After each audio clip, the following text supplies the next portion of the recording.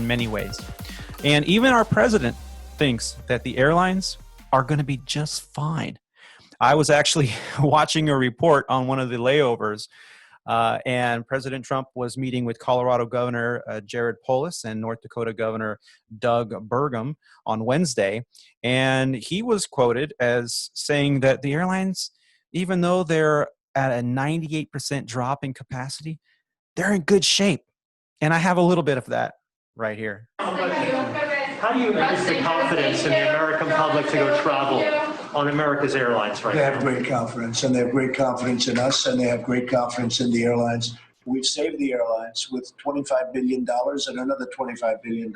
And we have airlines that are now in good shape. I mean, they're going to pick up with the fares and with the seats. But the airline industry is in good shape. We've been able to save the airline industry, which would have been devastating if that happened. So they're in good shape. Thank you very much.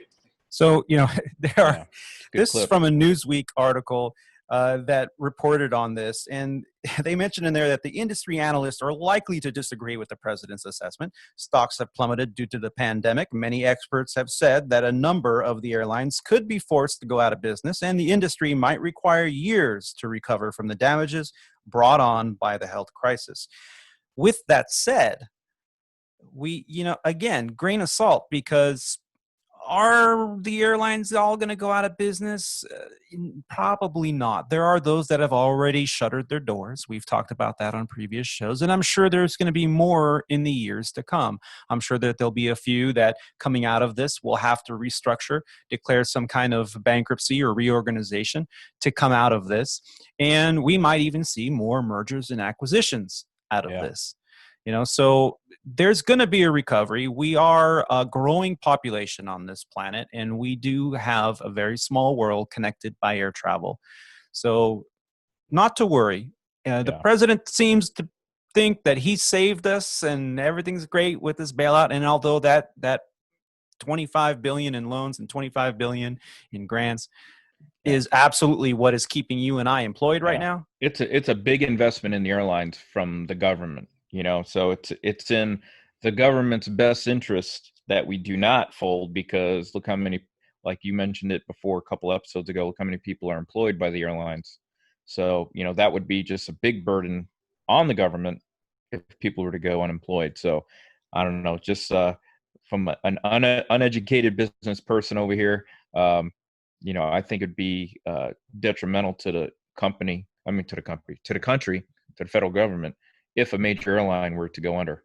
So I don't think we don't really talk about how many people are involved, but let's just talk about what a 98% drop of the bookings, from a few months ago to now, what does that entail? So, okay, we know that airplanes are parked, flights are not happening. And that means, flight crew, flight attendants, pilots, gate agents, okay, maybe they're not working as much, okay, or they're out of a job.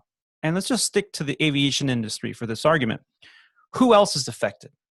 You have all the other contracts, maintenance employees, you have airport operations, you have airport fuelers, aircraft fuelers, linemen, you have all the people loading bags, catering services that are contracted out, sky chefs, and all the other companies that produce the food that we used to serve on the airplanes. I mean, all this stuff, the cleaning crew, cleaning supplies, everything, and all that. The facilities electricians, the airport police are still in effect, but do you think they need as many? Probably not. All these departments, all of these factors, and we're only scratching the surface here with how many people are involved with just your local international airport and even the small airports as well. So the airline industry really has always been a mirror image of how we are doing in the economy.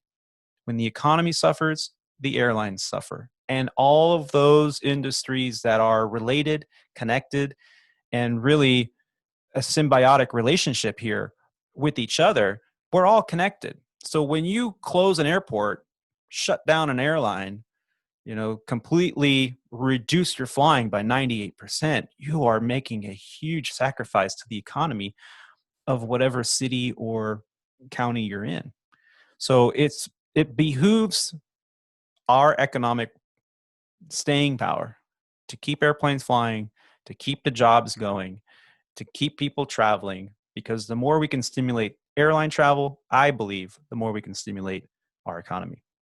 Amen, brother. Roger, what do you have an assessment you'd like to share with us? And Oh, I don't know. I think that it's going to take a long time for all of this to come back. It's not a simplistic thing. no, It's multifaceted. We don't understand so much of what's happening, and there are just so many questions and so many, which leads to so many unknowns, that it's really hard.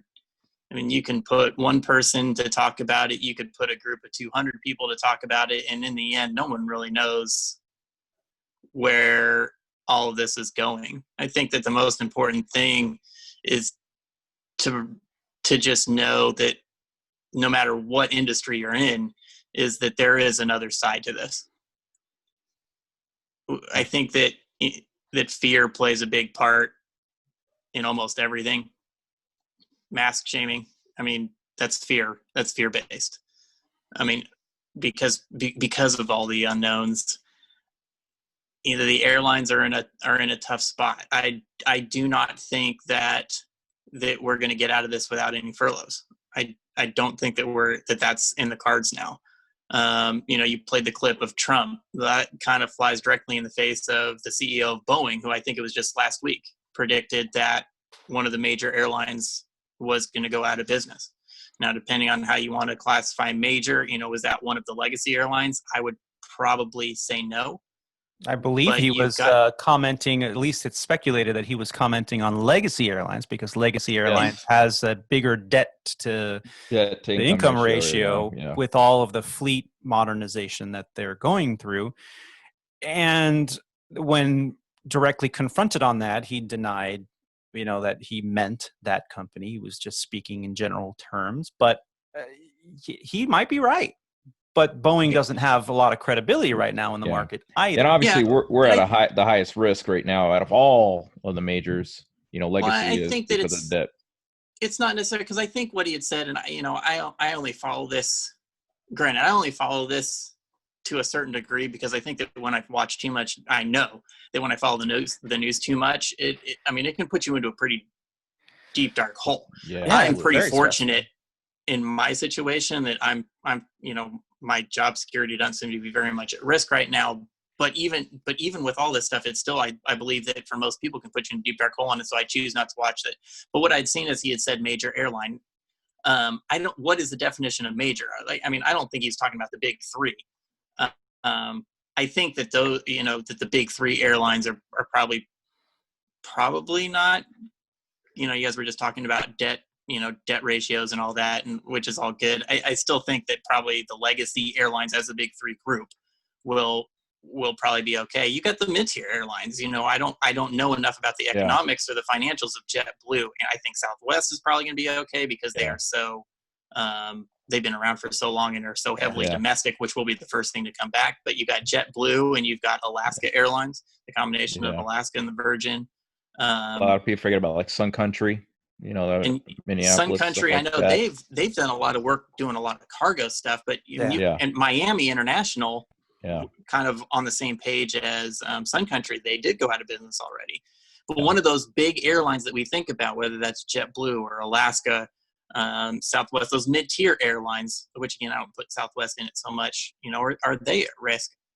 And then the job losses that will come along with that because of everything that you guys are talking about. In the end, I don't.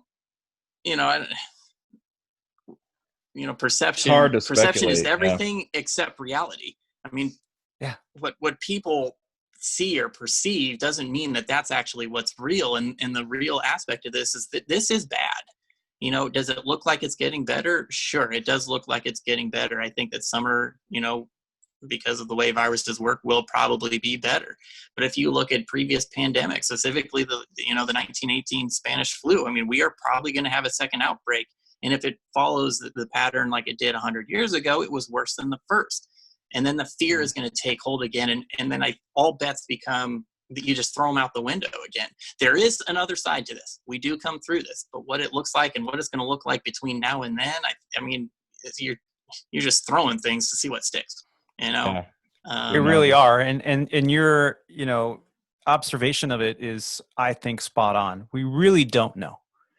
We really don't know. We don't know how it's going to come up. And these little minuscule microsecond advances that we're getting and that the news is reporting, like there's a CNN business report that just came out, and I'll put the information in the show notes, but the CEO of Southwest said, hey, people are flying again, sort of.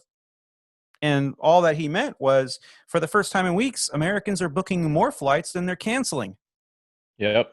I read that. Okay, is that a win?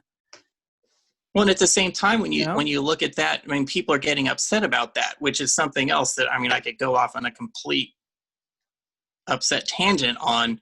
It's like, what do people want? And I think it comes back to fear. It's like, well, there's too many people on my airplane.